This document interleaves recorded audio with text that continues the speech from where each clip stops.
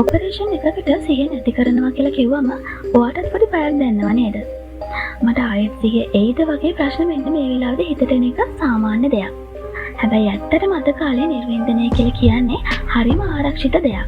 ඒත් මේ ආරක්ෂාව තවත් වැඩි කරගන්න ඔයාටම කරන්න පුළුවන් රහස් දේවල් ටිකක් තියෙනවා.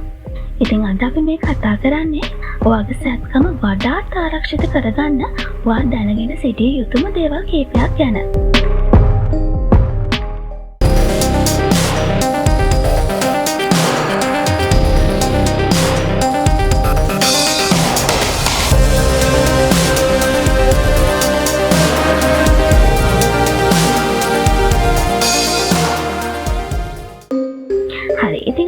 කතාව මේ විදිහට පටන් ගමුකෝ. ඔයා ඉස්සෙල්ලාම සිහි නැති කරන වෛද්‍යවරයාට කතා කරන්න. ඒ කියන්නේ නිර්වින්දන වෛද්‍යවරයාට කතා කරන්න ඕනේ. ගොඩක් වෙලාවට අපි සිහි නැති කරනවා කියලා කිව්වට ඒකෙත් විවිධ ක්‍රම තියෙනවා.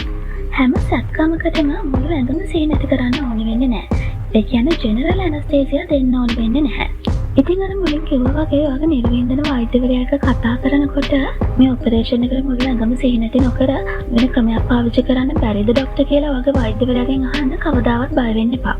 මොකද සමහර වෙලාවට මෙන්න මේ වගේ විකල්ප තියෙනවා වෙන්න පුළුවන්. ඒ කියන්නේ මුළු ඇඟම සිහි නැති නොකර ඔයාගේ කොන්දට විතරක් බෙහෙත් බෙදලා කරන නිර්වින්දන තියෙන්න පුළුවන්. අපි ඒකට කියනවා ස්පයිනල් ඇනස්තේසියා කියලා. හිතන්නකො කකුලේ සත්කමකට නම් ඉනෙන් පහළ කොටස විතරක් හිරිවට්ටලා සත්කම මේකෙදි කරන්න පුළුවන්. ඉතින් අන්න එතකොට මුළු ඇඟම සිහි නැති නොකර මේ දේ කරගන්න පුළුවන්. ඊළඟ ක්‍රමය තමයි එකතැනක් පමණක් හිරිවැට්ටවීම. අපි මේකට කියනවා ලෝකල් ඇනස්තේසියා කියලා.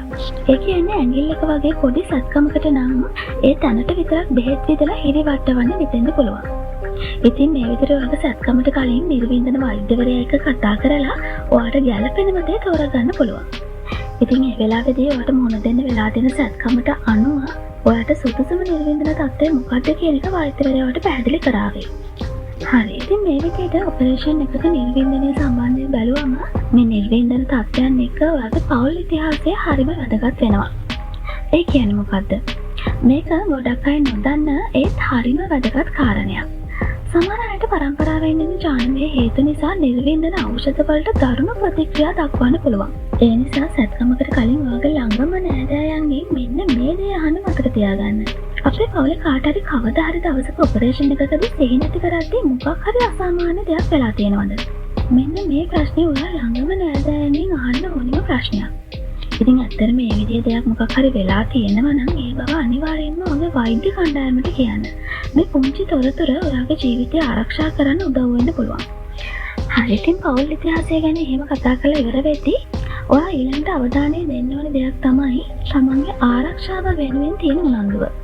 ඒ කියන්නේ මගේ ෆයිල් එකේ ඔය ඔක්කොම තියෙනවනේ කියලා හිතන්නේ නැතුව ඔයාගේ හරි ඔයාගේ පවුල කෙනෙක්ට හරි කලින් නිර්වින්දනයකට සම්බන්ධ ප්‍රශ්නයක් වෙලා තියෙනවා නම් ඒව ඔයාට හම්බ වෙන හැමෝටම කියන්න. දෙපාරක් කිව්වත් කමක් නැහැ, හැමදේම කියන්න. ශල්‍ය වෛද්‍යවරයාට, නිර්වින්දන වෛද්‍යවරයාට, හෙදියන්ට ඔයාගේ ආරක්ෂාව වෙනුවෙන් එකම දේ දෙපාරක් තුන්පාරක් කිව්වත් කමක් නැහැ. මොකද ඒ ඔයාගේම ආරක්ෂාවට නිසා. හරි. ඊළඟට ඔපරේෂන් එකකදී නිර්වින්දනයට කලින් ඔයා දැනගෙන ඉන්න ඕනි වැදගත්ම නීතියක් ගැන තමයි දැන් මේ කියන්න යන්නේ. ඒ වෙන මොකුත්ම නෙවෙයි. කෑම දීම ගැන නීතිය තමයි මේ කියන්න යන්නේ. මේක තමයි සමහර විට ඔයාට පිළිපදින්න තියෙන තීරණාත්මකම උපදෙස. ඔපරේෂන් එකට කලින් පැය කීපයක් නිරාහාරව ඉන්න කියන හේතුවක් ඇතවයි. ඉතින් ඇයි ඒක එච්චරටම වැදගත් වෙන්නේ කියලා ඔයාට හිතෙනවා ඇති. ඔයාගේ බඩේ කැම තියේදී ඔයාව සිහි නැති කළොත් ආමාශයේ තියෙන දේවල් වාමනයේ විදිහට උගුරට ඇවිල්ලා එතනින් ආපහු ශ්වාසනාලය දිගේ පෙනාලු ඇතුළට යන්න පුළුවන්. මේකට කියන්නේ ඇස්පිරේෂන් නියුමෝනියා කියලා. ඉතින් මේකෙන් පෙනාලු වලට දරුණු ආසාදන හැදෙනවා වගේම පෙනාලු හිර වෙලා ශරීරයට ඔක්සිජන් ගන්න බැරි වෙන්නත් පුළුවන්. ඒක ජීවිතයට පවා හානියක් වෙනවා. ඉතින් අන්න ඒක නිසා මොනම හේතුවකටවත් මේ නීතිය කඩන්න එපා. අත්පසු වීමකින් හරි මොනවම හරි කැවුනා නම් ඒක වහාම සෞඛ්‍ය කාර්යමණ්ඩලයට කියන්න. ලැජ්ජාවට කියලා ඒ දේවල් හංගගෙන ඉන්න එපා. ඉතින් ඔයා ඒ දේ කිව්වට පස්සේ ඔයාගේ සත්කම කල් දාන්න පුළුවන් තමයි. හැබැයි සත්කම කල් දාන එක ඔයාගේ ජීවිතේ බේරගන්න කරන දෙයක් කියන එක මතක තියාගන්න.